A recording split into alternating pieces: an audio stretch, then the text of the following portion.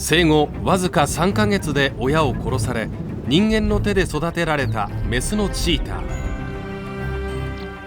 クイーンと名付けられた彼女はやがて成長し、野生に帰ると特別な方法で狩りをするようになりました。車のボンネットによじ登り、これを物見台にして遠くに潜む獲物を探し出す。人間に育てられたことが彼女の狩りに独自の進化をもたらしたのです。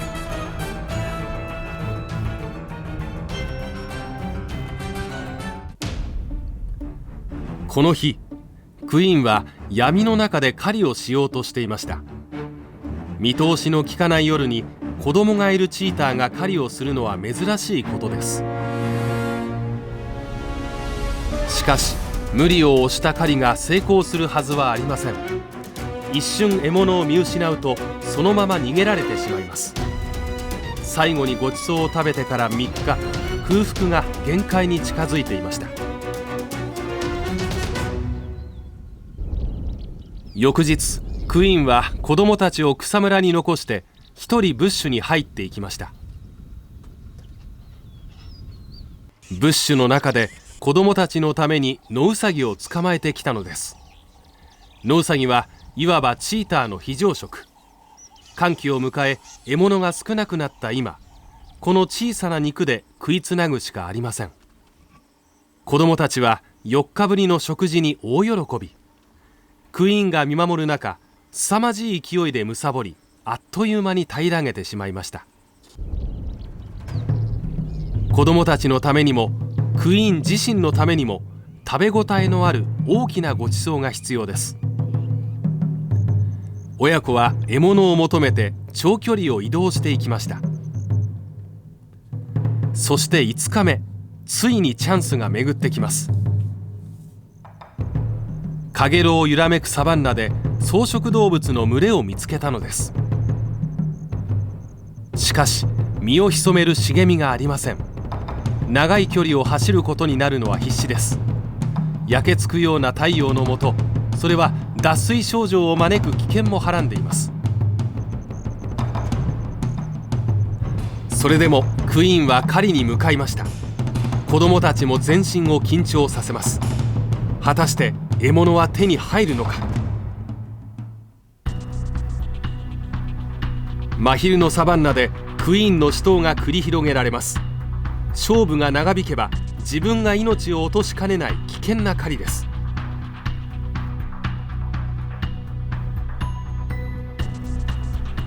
クイーンは見事この難しい勝負を制しました。隠れる場所のない大草原の真ん中で子供たちも敵に襲われる危険を切り抜けていました。こうして親子は5日ぶりのごちそうを囲むことになったのです。他の肉食獣に見つからないように獲物を隠したいクイーンですが、もはやそんな余裕はありません。丸見えの食卓を良しとして精一杯周囲を警戒することにします。まず子供たちにお腹いっぱい食べさせる間、本当は一番空腹なクイーンが見張りに徹します。やがて一頭の子供が頭を上げました。どうやらお母さんが食べる間、自分が見張りをするようです。ちょっと頼りない見張りではありますが、交代で警戒に当たる子供たちのおかげでクイーンも心ゆくまでごちそうを味わうことができました。クイーンは母親の務めも子育ての方法もちゃんと知っていたんです。誰にも何も教わらないのに初めての子供でさえきちんと育て上げました。生まれながらに立派な母親だったのです。いかに子供を産み育てるか、その方法は遺伝子に刻まれて伝わるものと考えられます。ある時クイーンはガゼルの赤ちゃんを捕まえると、とどめを刺すことなく子供たちに与えました。子供たち自身に狩りの練習をさせるためです。まだ生きている獲物を前に子供たちは戸惑い気味。でもこうして実際に動く獲物を相手にすることが最もいい勉強になるのは言うまでもありません。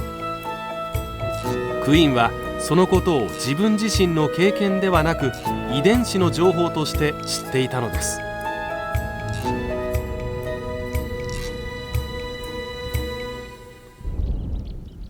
3頭のチーターが姿を見せたのは次の日のことでした。母親と独り立ちを目前にした1歳半の子供2頭です。2組のチーターが鉢合わせすることはめったにありません。チーターはそれぞれに縄張りを決めて暮らしているからです。しかし今、この親子とクイーンの親子はそのめったにない事態に遭遇していました。どうやらクイーン親子の方が侵入者のようです。獲物を追って移動する間に3頭の縄張りに入り込んでしまったらしいのです。3頭のチーターは侵入者を睨みつけています。一歩前へ出たのは母親。まるで狩りの時に獲物に近づくのと同じように、鋭い視線を一瞬もそらすことなくじりじりと迫ってきます。一方、クイーンの緊張は極限にまで高まっていました。幼い子供3頭を抱え、この場を切り抜けられるかどうか。テリトリーを犯した者は非常の裁きを受けるのが掟。クイーン親子が襲われたとしても当然です。クイーンに勝ち目はありません。相手は3頭もいるのです。もとよりクイーンには縄張りを奪い取るつもりはなかったのです。クイーンはゆっくりと背中を向けて歩き出しました。悪気も抵抗する気もないことをおとなしく退散する姿で伝えようとしています。相手の母親は分かってくれたようでした。幼い子供を持つ母親が縄張りの乗っ取りという無謀な企てなどするはずがない。彼女もまた子育ての苦労を身をもって体験している母親なのです。こうして相手の母親もまたクイーン親子に背を向けて歩き出しました。しかし大きな子供たちは納得がいかないようです。好奇心の強い彼らはこの事件をもっと楽しんでいたかったのかもしれません。それでもやがてしぶしぶその場を立ち去っていきました。クイーン親子は絶体絶命の危機を乗り越えてほっと一息。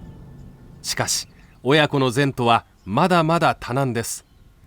取材班が次にこの親子と遭遇するのはそれから1年後のことでした。